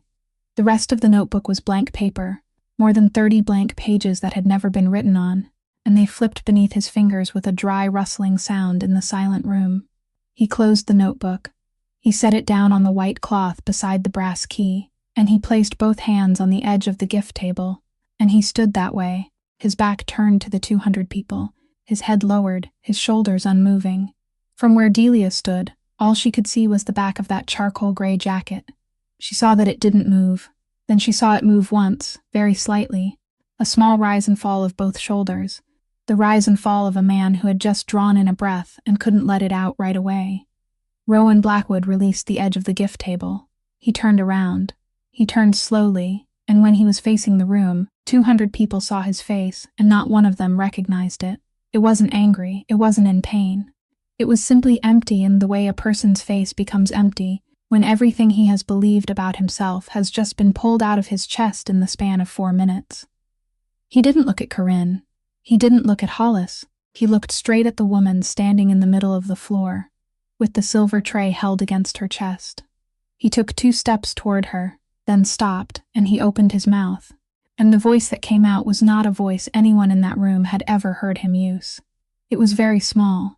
It was so small that the people standing at the outer ring had to lean forward. "What was your mother's name?" Delia didn't understand why he was asking that. She looked at him. She looked at the cracked leather notebook lying on the white cloth behind him. She looked at the brass key. Then she answered, and her voice was very small too, because she had been standing there too long and her throat had gone dry. "Marin Rourke." Rowan Blackwood didn't say thank you. He didn't say I'm sorry. He didn't say that he knew her mother, that she had saved him, that he owed her a life. He didn't say any of the things that the 200 people in that room, or 200,000 other people in this city, would have said if they had been standing where he stood. The first sentence that left his mouth was 4 words. She had a name. No one understood. Corinne turned to look at her father. Hollis Ashgrove didn't look back at his daughter. He was looking at Rowan, and for the first time that evening, the very small smile at the corner of his mouth had gone out. At the kitchen door, the 2 guards had somehow already removed their hands from Ezra Fallon's chest, and all 3 men stood beside one another like 3 strangers waiting for the same train. Rowan lifted his right hand. He meant to do something with it, perhaps point at the notebook, perhaps extend it forward. He couldn't. That hand was trembling. It trembled clearly, trembling from the wrist down, that bare wrist with nothing on it. And he looked down at it with the expression of a man who had just discovered that the hand no longer belonged to him. 200 people saw Rowan Blackwood's hand shake. He lowered it. He brought it to his chest, and he unbuttoned his suit jacket, the only button he had fastened again in a room with no number on the door on the 42nd floor. He took it loose, and he didn't remove the jacket completely. He only let the 2 sides hang open. Then he took 1 more step toward Delia. Then he knelt. He went down on 1 knee, his right knee touching straight against the cold marble floor, and he bowed his head, and he placed his right hand, the hand that was still trembling, on his left knee. The room did not make a sound. There was no gasp, no glass falling. In the hallway behind them, the young reporter lowered his hand into his jacket pocket, touched the camera, then withdrew his hand and left it there. Not one person among the 200 on the 41st floor of Kingsley Tower that night raised a camera. Rowan Blackwood spoke, and he spoke without lifting his head. 11 days, he said. I was 19 years old. I was lying in a warehouse by the lake, and I had already thought about dying there, and it seemed all right to me. A woman who cleaned the night shift found me close to 2 o'clock in the morning. She pulled me into the staff break room. She hid me for 11 days. He stopped. He breathed in. I ate food she cooked at home and carried in a thermos. I slept beneath the jacket she took off and laid over me. 2 men came to the warehouse asking about me. and she stood in front of the break room door and said she only cleaned, that she didn't pay attention to who came in or went out. He raised his head. He looked at Delia. On the last night, she gave me $4,000. I took it, and I walked to the bus station at 4 o'clock in the morning, and I didn't look back once. His throat moved. I ate her food. I slept under her jacket. I took her money. He said the last sentence very slowly, separating every word, and he said it while still looking straight into the eyes of the woman standing before him, and in those 11 days I never once asked her name. Delia Rourke stood still. She didn't say a word. She didn't nod, didn't shake her head, didn't reach out. She only stood there, both hands still holding the silver tray against her chest, in the middle of the marble floor, beneath the 3 crystal chandeliers, with the crumpled apron at her feet and a piece of paper bearing 4 names lying face up a handspan from the toe of her shoe. And in that silence, so long that later many of the people present still couldn't agree on how long it had lasted, the whole room stood listening as a man who had never bowed his head before anyone learned how to say the name of a woman who had died 3 years earlier, in the snow, exactly 2 blocks from the hospital gate. Rowan Blackwood stood up. He brushed his knee once with the back of his hand, a mechanical gesture. Then he turned and looked at Corinne Ashgrove. He didn't shout. He had never shouted at anyone in his life, and those who knew him understood that when Rowan Blackwood wanted to say something truly serious, he lowered his voice even further. And that was exactly what he did now. "You just threw onto the floor," he said. "The only thing in this world that ever saved my life." Corinne opened her mouth. She looked around, and she saw 200 faces looking at her, and she did what she had always done throughout the 31 years of her life, whenever that many people were looking at her. She smiled. That smile didn't reach her eyes. "Rowan," she said, and she tried to soften her voice, tried to pull the whole room back toward some joke that might still be salvaged. "You're making too much of an old box." He stepped forward. He reached out, took her left hand, and with 2 fingers, his thumb and forefinger, he removed the engagement ring from her ring finger. He didn't yank it. He wasn't rough. He wasn't gentle either. He removed it exactly the way someone removes a label still clinging to an item returned to the warehouse, and the ring slipped over the joint of her finger with a very faint scrape, and Corinne let it be taken off because in that moment she couldn't think of a single thing to do. Rowan turned. He took 3 steps toward Delia Rourke, who was still standing in the middle of the floor, with the silver tray held across her chest. He didn't speak to her. He didn't look into her eyes. He only extended his hand and placed the ring on the surface of the silver tray, set it right in the center, and the stone on it caught the chandelier light and threw a small speck of brightness across the ceiling before it disappeared. Then he turned back toward the room. "Return it to the Ashgrove house," he said. Along with the investment, someone drew in a breath. At the round table to the west, a man set down his glass and stepped back half a pace, and the person beside him stepped back as well, and just like that, an entire patch of people drifted away without anyone telling them to, and in the newly opened space, Hollis Ashgrove stepped forward. He walked unhurriedly. He didn't look at his daughter, who stood rooted to the floor with her left hand hanging at her side. He walked straight to Rowan, stopped beside him, slightly behind him, raised one hand and placed it on Rowan Blackwood's shoulder. That hand settled very lightly. It rested on the charcoal gray fabric of the suit jacket, the thumb pressing in just a little, and it remained there a little longer than necessary. It was the gesture of a father placing his hand on his son's shoulder at a wedding. It was also the gesture of an owner placing his hand on the shoulder of an animal he had paid money to buy. Hollis Ashgrove wasn't angry. His face was still the face of a man who had slept well for 40 years. He tilted his head a little closer, and he spoke at just the right volume for the people nearest him to hear, and there were about 15 of them standing nearest him that night, and all of them would later remember every word. "Do you know why I chose you, Rowan?" He wasn't asking. He was only speaking. "Not because of your money. There are 4 people in this city richer than you, and I sit down to dinner with all 4 of them at least once a year." His thumb pressed a little deeper into the shoulder of the jacket. "I chose you because you were the only man in this city, without a family for me to threaten." He released his hand. He turned slowly, and he looked over Rowan's shoulder, out into the middle of the marble floor, where a 27-year-old woman stood with a silver tray before her chest and a diamond ring lying in the center of it. Hollis Ashgrove lowered his eyes. He said nothing at all. He only looked down, and that gaze stopped for exactly 3 seconds in one place, and everyone standing nearby knew exactly what he was looking at, and not one of them dared to breathe. "Until today," he said. Then he lifted his head, smiled at Rowan with the very same smile he had worn while shaking his hand at 15 minutes to 9, adjusted his cuff, and walked away. He passed Corinne without stopping.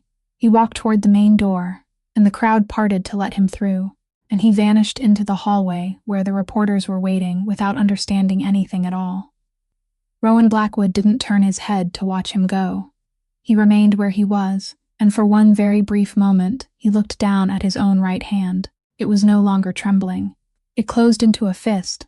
The party broke up close to 1 o'clock in the morning, and it broke up in the way parties like that always break up when no one knows how to behave anymore, meaning small groups quietly left one by one, no one saying goodbye to the hosts, no one saying thank you. Ezra Fallon picked up the apron from the floor and folded it.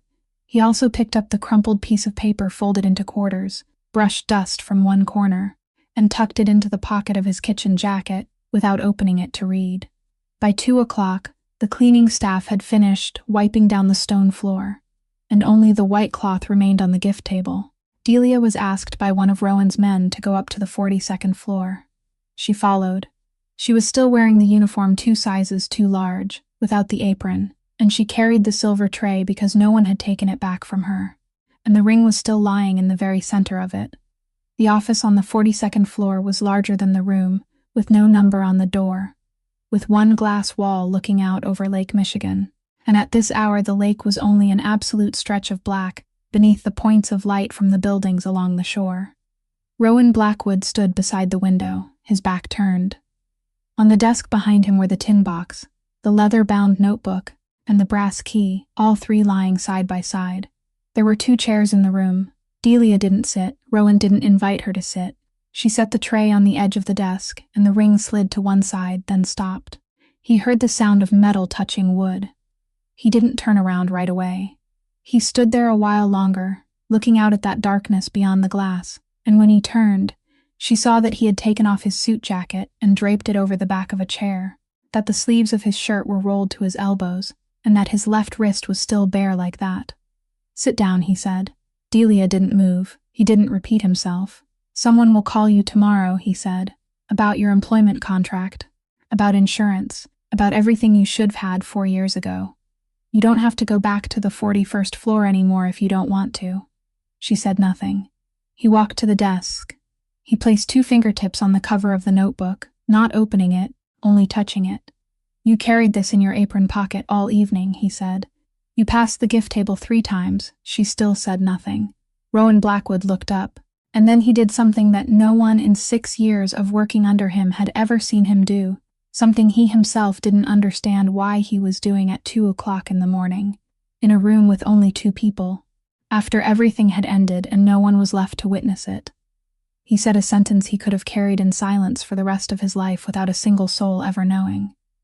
2 weeks ago, he said. "You were lying on the hallway floor. I stepped over you." The room went silent. Delia Rourke stood in the middle of the room, one hand still resting lightly on the edge of the silver tray. She didn't understand at once. For about 2 seconds, her face was the face of someone trying to fit together 2 pieces of something that had never belonged together. Then she understood. She remembered the cold wall beneath her palm. She remembered the gray tile and the white napkins scattered all around her. She remembered the kitchen jacket folded in half beneath the back of her neck. And she remembered that when she woke up, Ezra Fallon had sat beside her for a very long time, without saying a single word about someone having walked past, and now, standing here, she understood why he hadn't said it. Delia looked at Rowan Blackwood. She looked at him for a long time. She looked at the man who had knelt before 200 people 3 hours ago. She looked at the cracked leather notebook on the desk, the notebook that recorded the 11 days her mother had sat, watching over a 19-year-old boy, on a plastic chair in the staff break room. She looked at his bare left wrist, and when she spoke, her voice didn't rise. It didn't tremble. It was only very tired. "She kept watch over you for 11 nights, Delia said. "She stood in front of the door and lied to 2 men so they wouldn't find you. She gave you everything she had. She stopped, and you stepped over me. Rowan didn't answer. "Then you're no different from them," she said. He stood there behind the desk, both hands resting on the wood on either side of the notebook. He could have said he didn't know who she was. He could have said he was late for an appointment. He could have said there had already been a gray-haired man there, that she hadn't been lying alone, that someone was taking care of her. All of those things were true.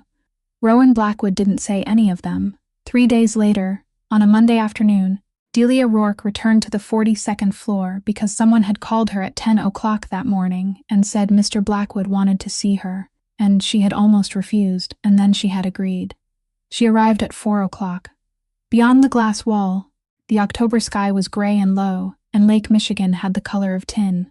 On the desk lay a blue folder placed squarely in the center, and beside it, still in the same place, were the tin box, the leather-bound notebook, and the brass key. Rowan Blackwood wasn't standing by the window this time. He was seated in the chair behind the desk, and when she walked in, he stood and pulled out the chair across from him. Delia sat down. He sat after she did. "I had someone look into your mother's medical records," he said. "I didn't ask you first. If you want me to destroy everything in this folder, I'll destroy it right now, and you'll never have to see it." She looked at the folder. "Why did you look into it?" "Because I wanted to know how she was cared for," he said. "I meant to give something back." "I didn't know what to give back." Delia reached out and pulled the folder toward herself. She opened it. The first page was a copy of the health insurance contract under the name Maren Rourke. The policy number, beginning with the 4 digits Delia had recited from memory in 20 clinics over 2 years. The date of signing was 19 years ago. The second page was a list of payments, one for every month, not a single month missing, including the months Delia knew for certain her mother had gone without something in order to pay it. The third page was a form, a contract termination request made by the policyholder. The date printed in the upper right corner was October 14th. At the bottom of the form, on the line reserved for the signature, there was a name written in blue ink. Delia looked at it. She looked at it for a very long time. Her mother wrote a capital M by pulling one stroke straight downward before curving up, and she always left a small gap between the R and the O in her last name because she wrote slowly and lifted the pen between those 2 letters. The signature on this form had no gap. It ran in one unbroken motion. It had been written by someone who wrote quickly, someone who had never had to lift a pen between 2 letters in their life. The 4th page was an assessment report prepared by a private firm 4 days ago, consisting of 3 paragraphs, and in the final paragraph there was one word printed in bold. Delia didn't read that far. She closed the folder. She placed both hands on the blue cover. Her fingers spread wide, and she sat still that way. She didn't cry. Her eyes were dry. Her shoulders didn't move. In the room, there was only the steady sound of the ventilation system, running somewhere above the ceiling. Then she looked up, and she looked at Rowan Blackwood, and she asked in the calm voice of someone asking what time a train leaves. If the policy had still been active, she said. If that October no one had signed this form, how long would she have lived? Rowan didn't answer. He looked down at the desktop. He reached out and turned the folder slightly, a motion with no purpose, only something for his hand to do. How long? He looked up. He could have said he didn't know. He could have said no one could know, that things like this couldn't be predicted, that some people lived another 6 months, and some lived another 6 years. All of those were things people said to one another at moments like this, and all of them were kinder than the truth. Rowan Blackwood had read the last 3 pages of that folder at 11 o'clock the night before, alone, in this room, and he had sat for a long time after he finished. With the treatment plan that policy would have covered, he said, the doctor recorded 2 years. He paused for 1 beat, maybe 3. Delia nodded. She nodded once very neatly, the nod of someone who had just heard a piece of information and had taken it in. Then she stood. She pushed the chair back in, straight, close to the edge of the desk, exactly the way a server pushes in a chair after a guest leaves. She went to the door. She opened it, stepped into the hallway, and closed it behind her very softly, only letting it touch the frame without latching shut. Rowan Blackwood sat still in the room, and through that narrow gap in the door he heard a sound he had never heard in all 34 years of his life. It wasn't crying. Crying has rhythm, has breath, has sobs, and people can give it a name. This sound was strangled from beginning to end, stopped right in the throat, and all that escaped was a very small broken noise, coming from behind a hand pressed hard over a mouth, out in the hallway, from a woman who had lived 27 years and had never once been allowed to trouble anyone. 3 years. She could had 3 more years with her mother, and for the past 3 years, she had been blaming herself for another person's crime. Delia left Kingsley Tower at 5 o'clock in the afternoon. Rowan Blackwood remained seated in his office until the sky had gone completely dark, and during that time he read nothing, called no one, and turned on no lights. At 7:15, he reached for the desk phone and dialed a number in Northbrook. The person who picked up was the chief executive officer of the insurance company that had held Marin Rourke's policy for 19 years, a 54-year-old man eating dinner with his family, and when he heard the caller's name, he apologized to his wife, went into his study, and closed the door behind him. Rowan didn't say hello. He read the policy number. He read the date on the termination form. He said that a handwriting analysis had been prepared 4 days ago, and that the report was lying on the desk in front of him.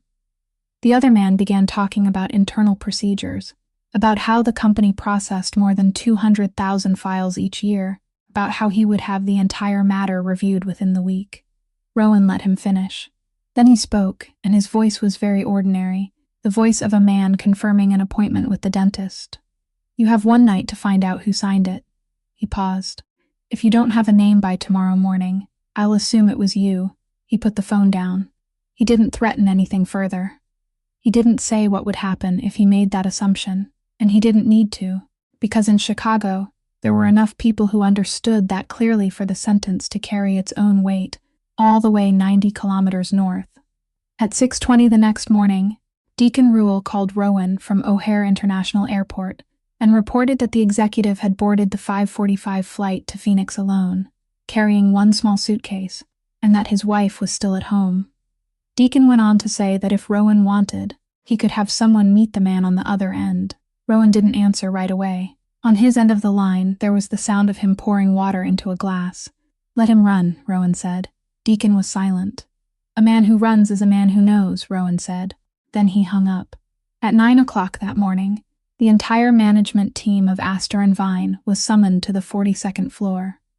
7 people walked into the conference room, and 7 people walked out after 18 minutes, and not one of them was allowed to return to the 41st floor to collect personal belongings, because their personal belongings had already been packed into boxes and placed in the ground floor lobby. The shift manager, the man of about 40 in the white shirt wrinkled at the elbows, was the last to walk out. He carried his stack of papers with him. He didn't understand why. No one explained it to him. That afternoon, one of Rowan's men went down to the kitchen and told Ezra Fallon that beginning tomorrow, he would approve all food orders, approve the work schedule, and approve the personnel list, and that his salary had been adjusted, and that if he had any requests, he only had to say so. Ezra wiped his hands on a towel. He asked whether he would be allowed to take back a former employee if she wanted to return. The man said that was his decision.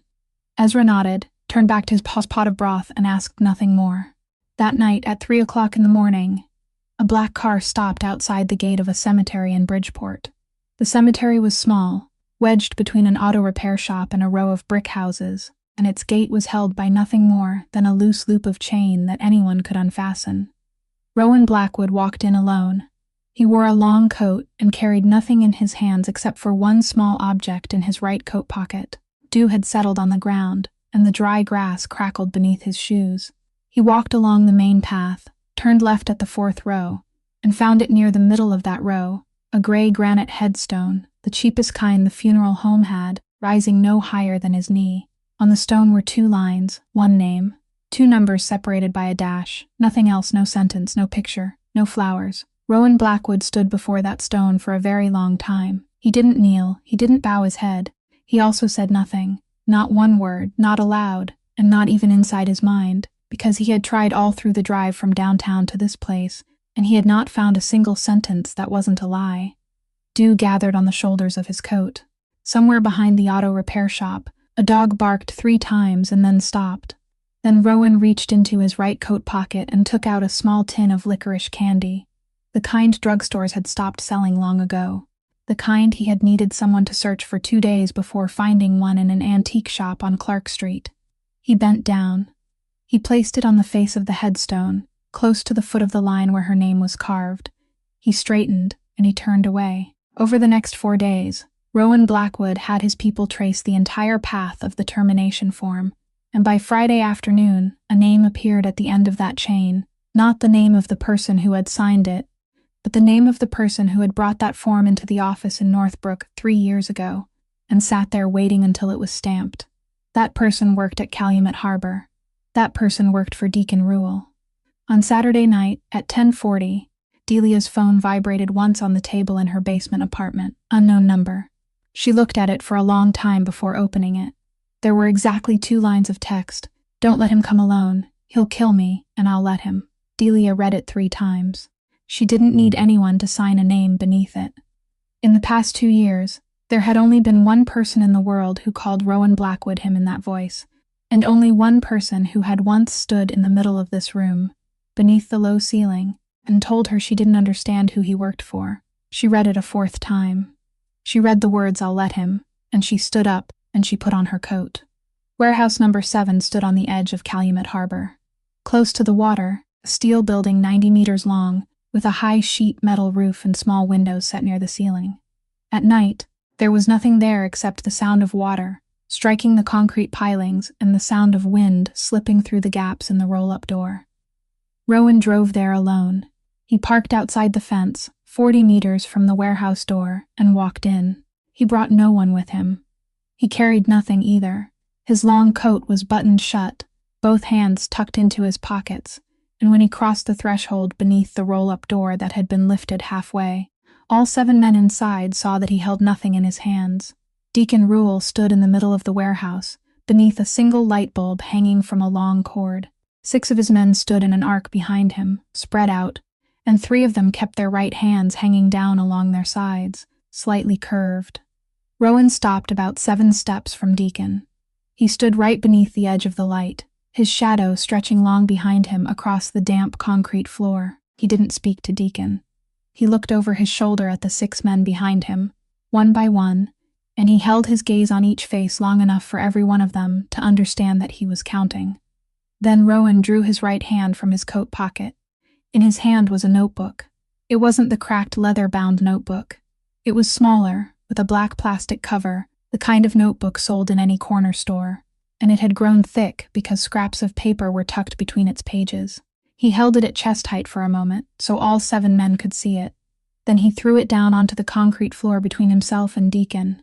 It landed, bounced once, and lay face down, and one scrap of paper slipped out from the binding and slid about a handspan away. No one bent to pick it up. Rowan didn't say what that notebook was. He didn't need to. He only looked straight at the man standing at the far right end of the arc, and he said a name, the name of a hospital, and he said August. The man's face went pale. Then Rowan looked at the second man and said the name of a high school on the south side of the city. Then he looked at the third, and he said nothing at all. He only looked, and the third man was the first to step back.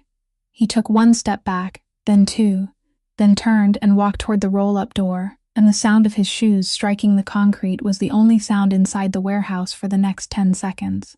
The second man followed. Then the man at the far right. Deacon didn't turn his head. He remained beneath the light bulb, eyes fixed on Rowan, and he listened to one pair of shoes, after another, leave his back. The last man stopped at the threshold, looked back once, then stepped out too. The footsteps faded across the harbor, then disappeared completely into the wind. Inside warehouse number 7, only 2 men remained, 1 light bulb hanging from a long cord, and 1 black plastic-covered notebook lying face down on the damp concrete between them. Rowan Blackwood put his right hand back into his coat pocket. "Who signed that form?" he said. Deacon Rule didn't answer. He stood beneath the light bulb, both hands hanging at his sides, and he looked at Rowan Blackwood with the eyes of a man who had known in advance how tonight would end and had arrived on time. Rowan stepped forward, 1 punch. Deacon fell. He dropped sideways onto the damp concrete floor, bracing himself with 1 hand, and he lay there on his side for about 3 seconds, breathing. Rowan didn't strike again. He stood looking down, then took off his long coat, draped it over a wooden crate nearby, and sat down beside Deacon, crouching with both elbows resting on his knees, both hands hanging between them. He sat there in the posture of a man waiting by a river for a fish to bite. Deacon pushed himself up to sit. He wiped the corner of his mouth with the back of his hand and looked at that hand, then leaned his back against the leg of the crate. "Who signed the order to cancel her insurance?" Rowan said. Deacon didn't answer. 6 years, Rowan said. "You sat outside my office door for 6 years. I'm asking you one question." Deek looked up at the light bulb hanging from the long cord. It swayed very slowly because of the wind slipping through the gap beneath the roll-up door, and its shadow swept back and forth across the concrete floor. He said nothing. Then behind them, beyond the threshold, came the sound of footsteps. Both men turned their heads at once. Delia Rourke stepped into warehouse number 7. She wore a faded cloth coat with the collar turned up, and she walked slowly because the concrete floor was damp and because she was 7 months pregnant. She passed the black plastic-covered notebook lying face down on the floor. She didn't look at it. She stepped into the circle of light beneath the single bulb and stopped about 4 steps from Deacon. Rowan stood. He stepped back half a pace. Deacon Rule looked at her. In 6 years, he had learned how to let nothing show on his face, and that skill held for exactly 2 seconds before it shattered. And in that moment, his face was the face of a 28-year-old man kneeling on one knee on a wet sidewalk after the rain. Delia didn't ask him why he had left. She didn't ask about the envelope.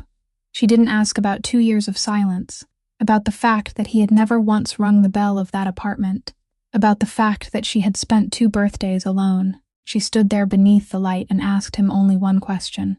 "Do you know how my mother died?" Deacon Rule turned his face away. That was the answer. Delia stood still. She looked at the back of his neck, watched his shoulders rise and fall, and she stood there until she understood that she had known this from the moment she read that message on the table in her basement apartment, that she had driven 40 minutes through the night down to Calumet Harbor to hear this man say aloud what she already knew. She took 1 step closer. "Tell me who signed it." Deacon lifted his head. He looked at her, only at her, and he didn't look at Rowan Blackwood standing 3 steps away. His mouth opened. He said that name very softly, and inside that 90-meter steel warehouse, it still rang out clearly as if someone had struck a metal pipe. Hollis Ashgrove. No one said anything for 10 seconds. The light bulb swayed. Outside, water struck the concrete pilings. Then Deacon pushed himself to his feet. He rose slowly, one hand gripping the leg of the wooden crate, and when he was standing straight, he faced Delia. And between them there were only 3 steps and months of agonizing silence neither of them had ever wanted. "Delia," he said. She didn't answer.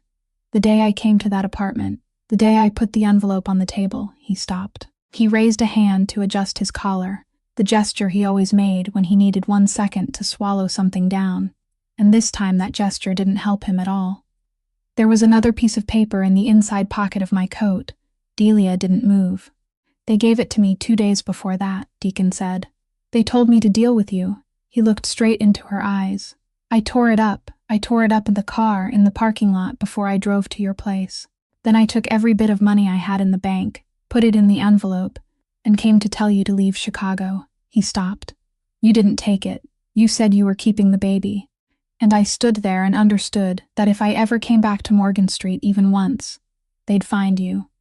And I said the worst sentence I could think of, because it was the only sentence I was certain would make you never come looking for me." Delia Rourke stood beneath the light bulb hanging from the long cord. Her hands hung at her sides. And for the past 3 years, she had called this man by one name inside her mind, and tonight she stood there and understood that she had called him the wrong one. 3:00 in the morning, the 42nd floor. The cracked, leather-bound notebook lay open on the desk at the last page, and beneath the desk lamp, the torn strip of paper running along the spine showed clearly, down to every uneven rise and dip of the ripped edge. Rowan Blackwood stood on the other side of the desk. Delia sat in the chair across from him because this time she could no longer remain standing. He looked at that torn edge for a very long time, then lifted his head. "Who tore out page 12? She didn't hesitate. "I did." He stood still. 2 months ago, Delia said. "I fainted in the employee restroom. Ezra found me. He took me to a clinic on the south side, the kind where they don't ask for papers." She looked down at her hands. "The doctor said the pregnancy was weak. The heartbeat was slower than normal. She told me I had to rest completely." She stopped. "I asked her what would happen if I kept working shifts. Rowan said nothing. She said I could lose the baby. Outside the window, a coal barge moved across the black lake, its side lights sliding slowly along the horizon. That night, I went home, Delia said. I sat down on the floor, I took out the box and I opened it. I hadn't opened it once in 3 years, do you understand? I carried it with me from the apartment on Emerald Street down to Bridgeport. I kept it under the stack of towels, and I'd never opened it once. Because my mother told me to give it to someone named Blackwood, and I didn't know who that person was. And I was afraid that if I read it, I would have to go looking for him. She looked up. That night, I opened it, because I thought if I lost the baby, then there wouldn't be anyone left for me to keep a promise for. She read the whole notebook in 2 hours. She read 11 days. She read about the bowl of soup in the thermos, the plastic chair in the staff break room, the 2 men who came to the warehouse asking about a 19-year-old boy. She read about the $4,000. She read the line saying that she would tell her daughter her mother had lost her wallet. And she turned to page 12. On that page, her mother had written in small handwriting slanting to the right, and she wrote that on the night of February 2nd, before she found the boy in the pile of pallets in row C, she had gone outside to dump mop water behind the warehouse, and she had seen something. She wrote 3 sentences about it. Then she wrote 1 separate line, set apart from the rest. The man who pulled the trigger was Hollis Ashgrove. I saw him under the warehouse light. Beneath it was a blank space, and in that blank space, in different ink, in the trembling handwriting of a hand that had grown much weaker, she had added 2 more lines on a day 12 years later. September 14th. The doctor says I have 2 years left. I'm going to write to the police. I have nothing left to lose. Delia sat on the basement floor all that night with that page in her hand. She remembered the date on the termination form, the date the dispatcher had read to her over the phone, on the night her mother had a high fever, October 14th. She sat there and counted. 30 days. Rowan Blackwood stood motionless behind the desk. He didn't ask anything. Delia went on. The next morning, I went to the public library in Bridgeport and searched that name.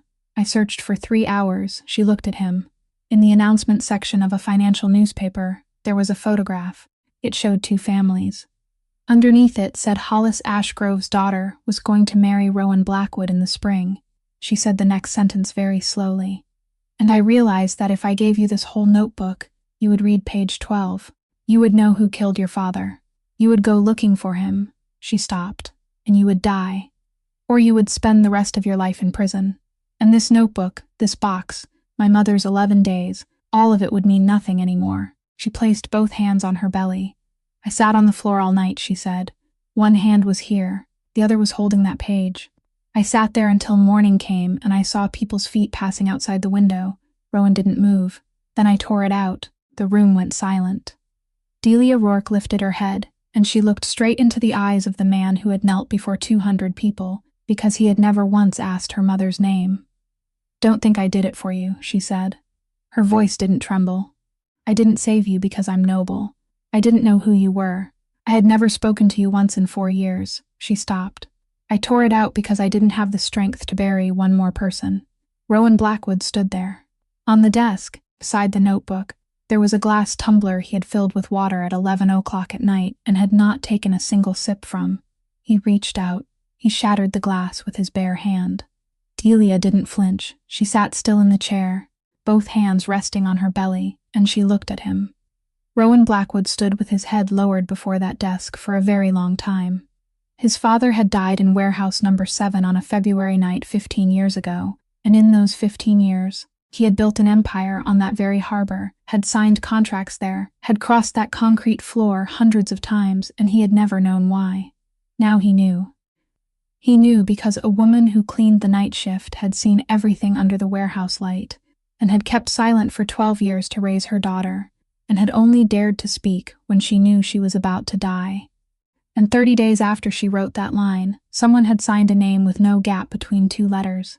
On Tuesday morning, at 8:15, a neighbor on Morgan Street looked out from a second-floor window and saw a charcoal-colored car parked in front of the red brick building. She didn't remember anyone going in or coming out.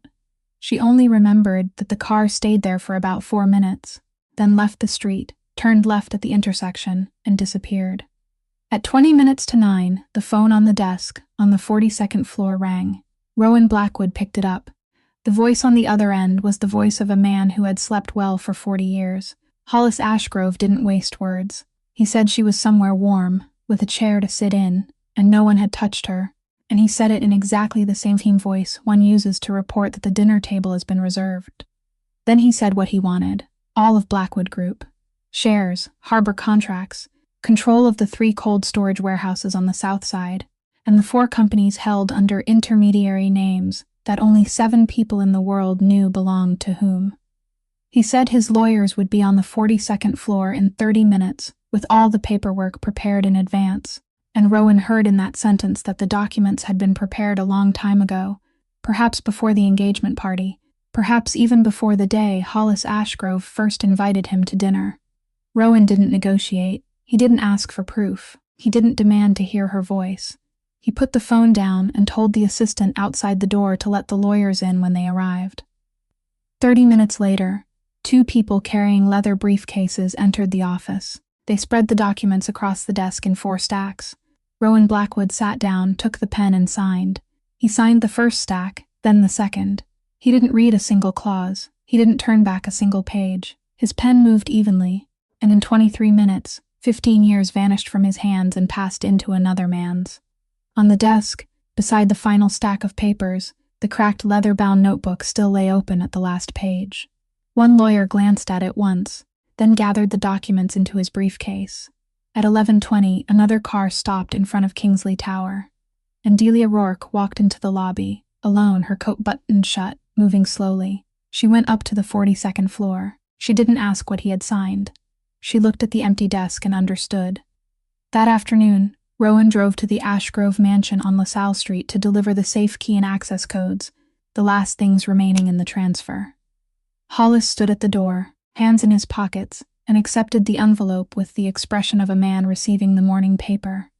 Rowan had taken 3 steps away when he stopped. He didn't turn his head. 15 years ago, he said, you killed a man in warehouse number 7 at Calumet Harbor. The night of February 2nd, behind him there was no sound. Did you know he had a son? Rowan Blackwood continued to his car, and he didn't look back once. He didn't need to look. He had heard the envelope fall onto the stone steps. At 4 o'clock in the afternoon, he drove to the federal headquarters on Dearborn Street. He brought a paper bag with him. Inside the bag were the cracked leather-bound notebook, page 12, which Delia had taken from the bottom of the tin box and returned to him that morning without saying a word, and the blue folder with the handwriting analysis. He didn't call his lawyer. He went through security, placed the paper bag on the conveyor belt, and told the officer on duty that he had come to turn himself in. They led him into a hallway. In the middle of that hallway was a glass window looking into interrogation room number 3, and when Rowan Blackwood passed that window, his steps slowed. Inside, sitting in the chair with his back to the door, both hands resting on the steel table, was Deacon Rule. The escort said he had been sitting in there for 2 hours. He had confessed to the entire transport route through Pier Number 7, the names of 7 intermediary companies, and 4 cases that he said he had decided on himself, carried out himself, with no one ordering him and no one knowing. Those 4 cases, if the court accepted his testimony, would send Deacon Rule away for a very long time and would leave Rowan Blackwood outside. Deacon turned his head. The 2 men looked at each other through the glass. Deacon didn't nod, he didn't signal. He only looked at Rowan with the eyes of a man who had calculated very carefully, very precisely, exactly the way he had done for all 6 years, and had already made his choice. Rowan Blackwood placed his hand on the doorknob of interrogation room number 4. He could turn away. He could let the other man pay that price in his place, and he could live the rest of his life with a leather-bound notebook in a safe and a tin of licorice on a headstone in Bridgeport. He opened the door. He stepped inside. He sat down, placed the paper bag on the table, and began to confess. 3 weeks after Rowan Blackwood walked into interrogation room number 4, Corinne Ashgrove came to the federal headquarters on Dearborn Street on a Thursday morning, without an appointment, without bringing a lawyer. She placed on the table a wine-colored cloth-bound notebook, the kind her father had always kept in the second drawer of his desk, and locked away every night. Inside were the cash payments he had recorded in pencil for 21 years, initials, amounts, dates, and on page 87, there were 3 letters standing beside a number, and beside October 14th from 3 years before. The federal agent asked why she had brought it in. Corinne sat with her back straight in the chair, both hands resting on her thighs, and it took her a long while to answer. She said she had hated that woman. She said she had hated her because she was poor, because she wore a uniform 2 sizes too large, because that night she stood in the middle of the floor and refused to lower her head. She said she had humiliated her in front of 200 people and would never be forgiven for it, and she hadn't come here to ask anyone for forgiveness.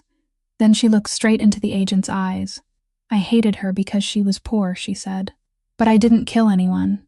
Don't put me in the same place as him. She stood and walked out, and she had no idea that in that drawer, on page 123, there were 3 more payments she hadn't had time to read. The trial lasted 11 months. Hollis Ashgrove was sentenced to life in prison, with no parole, at the age of 63. Rowan Blackwood received 3 years, reduced because of his full cooperation. There was no miracle. No one stood up in the courtroom to read a letter that changed the judge's mind. No mysterious witness appeared at the last minute, and when the judge struck the gavel, Rowan only nodded once, neatly, the nod of a man who had just heard a piece of information and had taken it in. But long before that final gavel struck, while the legal battle was just beginning in the winter, the day Delia Rourke gave birth arrived. It was a day near the end of January, with light snow falling, and the midwife said the delivery had been much easier than she had expected for a mother so anemic. That afternoon, 2 federal agents escorted a man to the hospital, in handcuffs, wearing a detention uniform. He was allowed to sit in the hallway for 20 minutes. He didn't go into the room. He didn't ask to see the baby. He sat on the blue plastic chair attached to the wall, his head lowered, his handcuffed hands resting between his knees, and in the past 15 years, Rowan Blackwood had never cried in front of anyone. And that afternoon, in a hospital hallway on the south side of Chicago, he cried for a very long time without making a sound. When the 20 minutes were over, he stood. He left on the chair a tin box dented at one corner. Inside was the brass key, page 12 carefully pieced back together with clear tape, each torn edge matched to the next with great care, and a piece of paper folded in half with a few lines written on it. 3 years. I get out in March. If you're still at Rourke House then, I'll knock.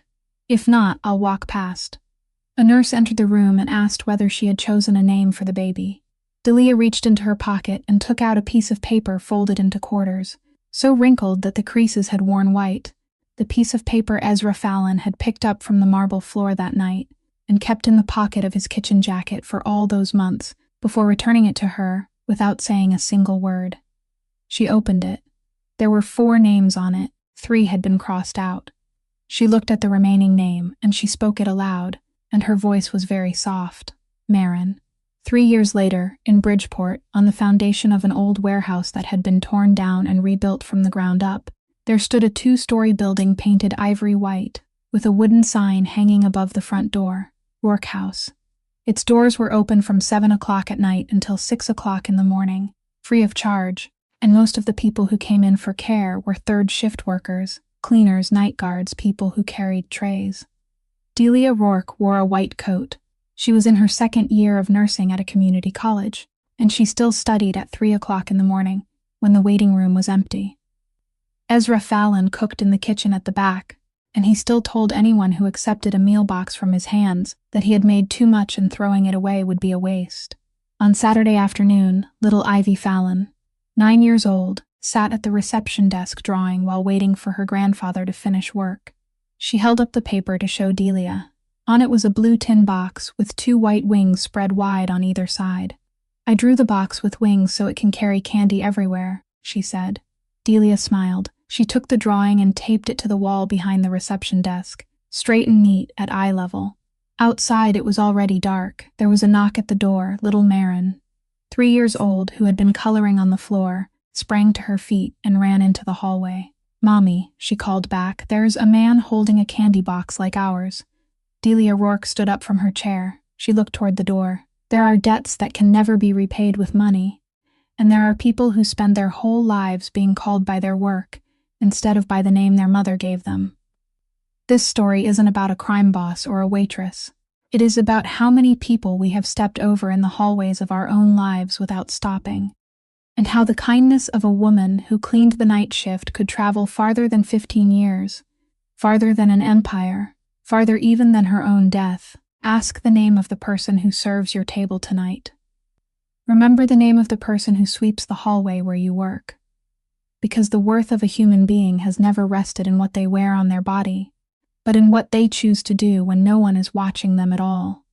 If this story touched something inside you, leave a like, share it with someone who once lifted you up when you had nothing to give in return, and subscribe to our channel to hear new stories every day. How did tonight's story make you feel, and which detail stayed longest in your heart? Write it in the comments so we can listen to the feelings that come from deep within your heart. May you and your family always have good health, a joyful life, and peace in every day. Goodbye, and see you again in the next video.